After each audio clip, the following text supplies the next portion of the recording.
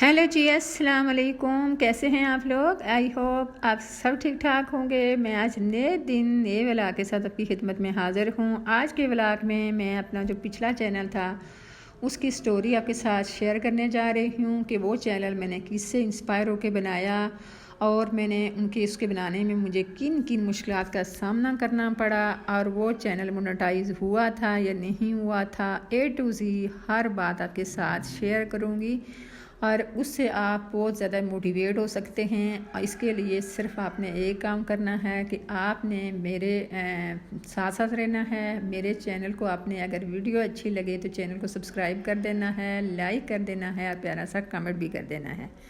जी हाँ, तो अब चलते हैं स्टोरी की तरफ।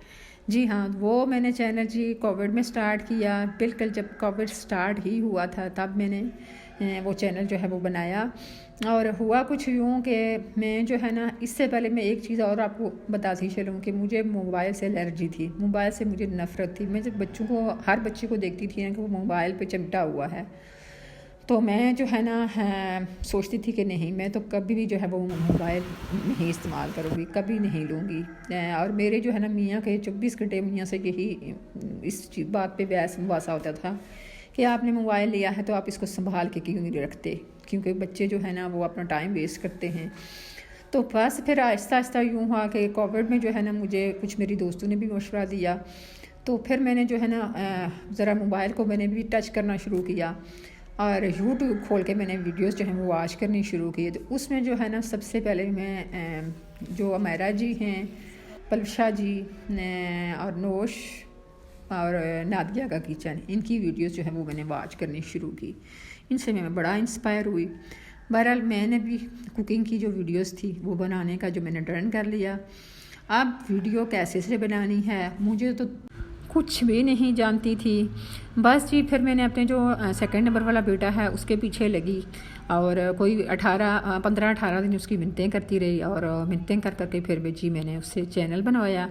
उसके बाद जी फिर मैंने कोई मिन्नतें कर करके उसकी मैंने 2 जो है ना वो कुकिंग रेसिपीज़ की जो वीडियो जो हैं वो मैंने अपलोड की।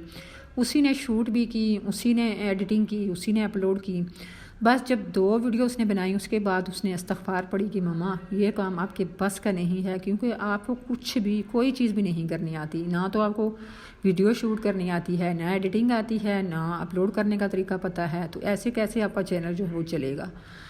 बहरहाल बड़ी परेशान हुई और उसके बाद इतने में जो है ना मेरी सिस्टर जो थी मेरे से छोटी वाली वो आ गई। अब ये मैंने उसको वो अपनी कुकिंग की जो रेसिपीज़ की वीडियोस थी वो दिखाई, तो वो देख के बड़ी खुश हुई। उसने जाके अपने मियाँ को दिखाई और वो तो बड़े इंस्पायर हुए और उन्होंने अपनी बेगम को भी मुझे सजेशन दी कि तुम भी चैनल बनाओ। तो बस जी फिर उसने भी चैनल बना लिया। तो इस तरह फिर उसने जो है ना मेरे बेटे को भी फिर इस चीज़ पे कायल किया कि तुम मम्मा की थोड़ी हेल्प आउट करो, अभी स्टार्टिंग है तो आहिस्ता आहिस्ता जो है ना इनको खुद भी ये चीज़ें करनी आ जाएंगी। बहरहाल मेरे ख्याल से कोई 50-55 के करीब जो है ना मैंने कुकिंग की वीडियोस जो है वो अपलोड की और बस सुबह शाम फिर उसके पीछे लगे रहे ना बेटे के, अब तुमने एडिटिंग करनी है, अब तुमने वीडियोस शूट करनी है।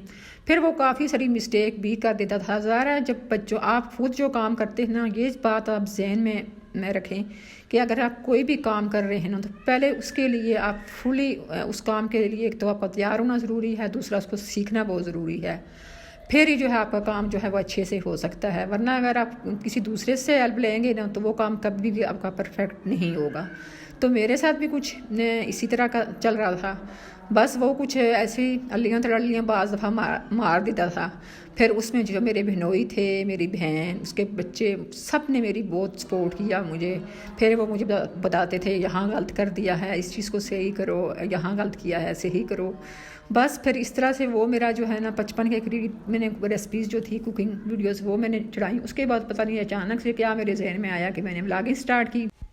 बस फिर मैं शबनम रेसिपीज़ से Shabnam vlogs and recipes channel का नाम रखा और मैंने व्लॉगिंग की वीडियोस जो हैं वो अपलोड करनी शुरू की। और पहला ही व्लॉग मैंने चीज़ों को थोड़ा टच वच किया और वो जो है एडिट भी हो गया और अपलोड भी हो गया। अब मेरे लिए खुशी का कोई ठिकाना नहीं था कि भाई आज तो मुझे एडिटिंग भी करनी आ गई और अपलोड भी करना आ गया। अल्हम्दुलिल्लाह। उसके बाद जी फिर मैंने बैठ के खूब जो है ना दिन रात एक किया, तकरीबन रात को 1-1 1:30 बजे बैठ के ग्रुप्स में काम किया, क्योंकि मेरी जो रेसिपीज़ थी उस रेसिपीज़ की जो वीडियोस थी उन पे अच्छे खासे जो है ना वो व्यूज़ आने शुरू हो गए थे। 200 2.5 इतने जो है ना आ जाते थे।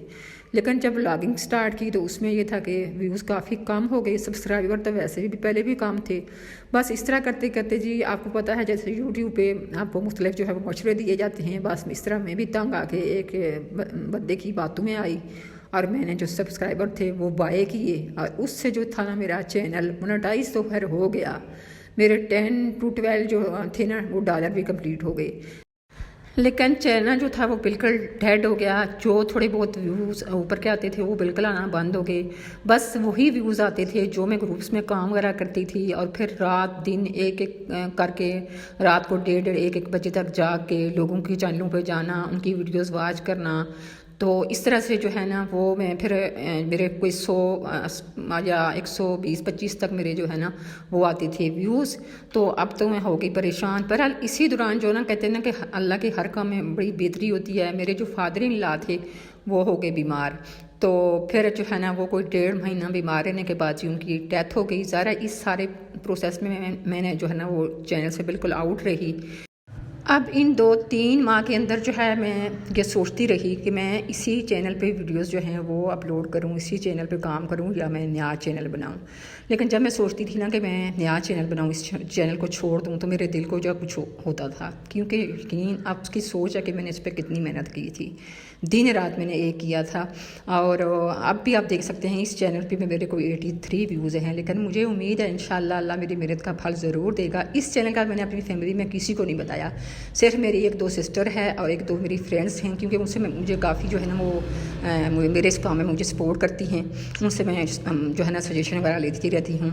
तो बस इस तरह मैं आपको यही एडवाइस दूँगी कि आपने इस तरह की अपने चैनल के साथ जो है ना इस तरह की फ़ेक चीज़ें नहीं करनी।